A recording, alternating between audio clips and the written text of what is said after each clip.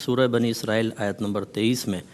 اللہ تبارک و تعالی ارشاد فرماتا ہے وَقَضَىٰ رَبُّكَ أَلَّا تَعْبُدُوا إِلَّا إِيَّاهُ وَبِالْوَالِدَيْنِ إِحْسَانًا إِمَّا يَبْلُغَنَّ عِندَكَ الْكِبَرَ أَحَدُهُمَا أَوْ كِلَاهُمَا فَلَا تَقُل لَّهُمَا أُفٍّ وَلَا تَنْهَرْهُمَا وَقُل لَّهُمَا قَوْلًا كَرِيمًا۔ اللہ تعالیٰ فرماتا ہے اور اللہ تعالیٰ نے یہ حکم فرمایا کہ فقط اللہ تعالیٰ کی عبادت کرو اور والدین کا احسان مانو، اور اگر تیرے نزدیک یہ مخاطب کیا ہے ہر شخص کو جو بھی مکلف ہے کہ تیرے نزدیک اگر تیرے والدین میں سے کوئی ایک یا دونوں بڑھاپے کی حالت میں پہنچ جائیں تو تم انہیں اف بھی مت کہو اور انہیں ڈانٹو مت اور ان سے نرمی کے ساتھ گفتگو کرو۔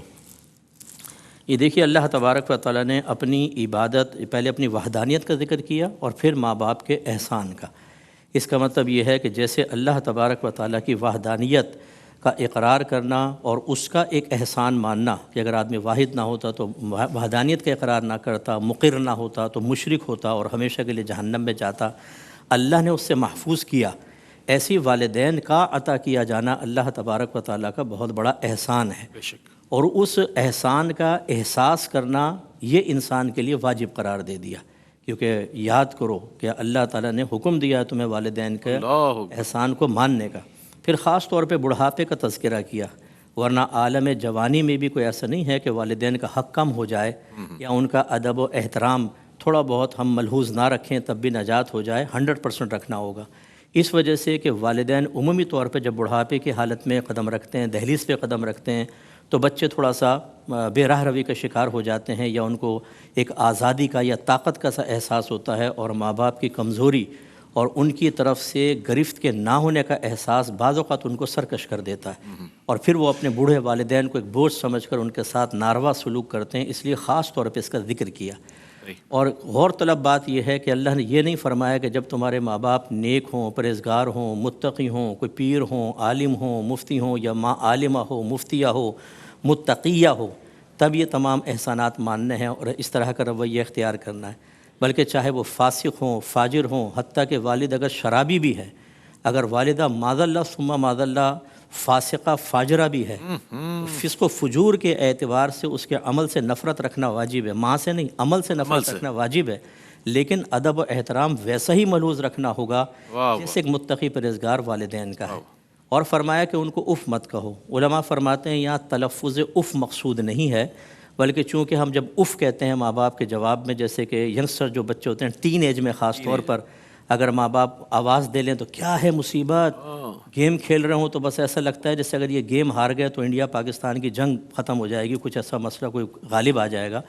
اور پتہ نہیں کون سا لاس ہو جائے گا، تو شاؤٹنگ کرنا، ماں باپ سے بدتمیزی کرنا شدید قسم کی۔ مراد یہ ہے کہ یہ اف تلفظ مراد نہیں، بلکہ کسی بھی لحاظ سے تکلیف، باعث تکلیف بننا، وہ چاہے گالی بکیں، چاہے گھور کر دیکھیں، لہجہ سخت کریں، پاؤں پٹکتے ہوئے نکلیں، دروازے زور سے ماریں، ماں باپ کو حکم دیں اور ان کے حکم کو ٹال دیا جائے جس سے ان کی دل آزاری ہو، سب اس میں شامل ہیں۔ اور ان کو ڈانٹو مت۔ بعض اوقات ماں باپ بڑھاپے کی حالت میں دوا نہیں کھاتے ہیں، تھوڑے چڑچڑے ہو جاتے ہیں، تو بعض بچے پوچھتے ہیں کہ مفتی صاحب کیا ہم ڈانٹ کر دوا کھلا سکتے ہیں؟ نہیں، ایسا نہیں کر سکتے، آپ نرمی سے ہی کہیں، کھا لیں گے انشاءاللہ، لیکن اگر آپ ڈانٹیں گے ڈپٹیں گے تو نص قرآنی کے خلاف ہے اور آپ گناہگار ہوں گے۔ اور ان سے نرمی سے بات کرو، اس کا مطلب ہے سخت لہجہ نہیں ہونا چاہیے، اس سے وہ ذرا ذرا غور و تفکر کریں۔ GH مینس غلمٹے، جو بیویوں کے غلام ہیں، کہ جو بیویوں کو پیچھے کر کے اور ماں کے سینے پہ چڑھ کر، یہ بڑی نئی اصطلاح آپ نے، غلمٹے جو ہے، یہ میرے لیے بڑی اولڈ ہے، میں اس کو استعمال کرتا رہتا ہوں، یہ آپ ہماری رحمت سار کے لیے نئی اصطلاح جدیدہ آپ کے لیے۔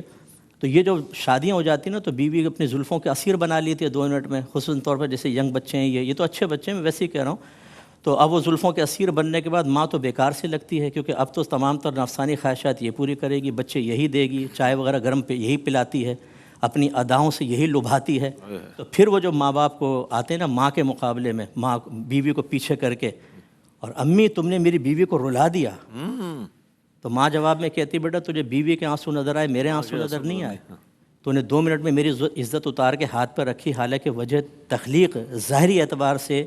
دنیا اعتبار سے میں بنی ہوں، تیری بیوی نہیں بنی ہے۔ ماں دوسری نہیں آ سکتی، بیوی دوسری آ سکتی ہے، لیکن تو نے 2 منٹ میں عزت اتار کے میری ہاتھ پہ رکھ دی ہے۔ تو اللہ نے منع فرمایا کہ ان کو ڈانٹو مت۔ تو ان چیزوں پہ تھوڑا سا غور کریں، اس سے اندازہ ہوتا ہے۔ ایک ہی آیت پر غور کر لیں، اس پہ اور بھی ہم بیان کریں، اتنا لمبا بیان ہو سکتا ہے لیکن ہمارے اساتذہ اور علماء ماشاءاللہ تشریف فرمائے، بڑے بڑے مجتہدین یہاں پر انشاءاللہ کلام کریں گے۔ تو خلاصہ کلام یہ ہے کہ اشارہ کافی ہے، اللہ تعالیٰ نے ایک ہی آیت میں اتنا عظمت ماں باپ کی بیان کر دی ہے کہ اگر احتساب کرنا چاہے کوئی شخص، اس ایک آیت سے احتساب کر کے اپنے آپ کو توبہ کی طرف مائل کر سکتا ہے اور ماں باپ سے معافی مانگ کر جنت کا راستہ اپنے لیے آسان کر سکتا ہے۔ کیا کہنا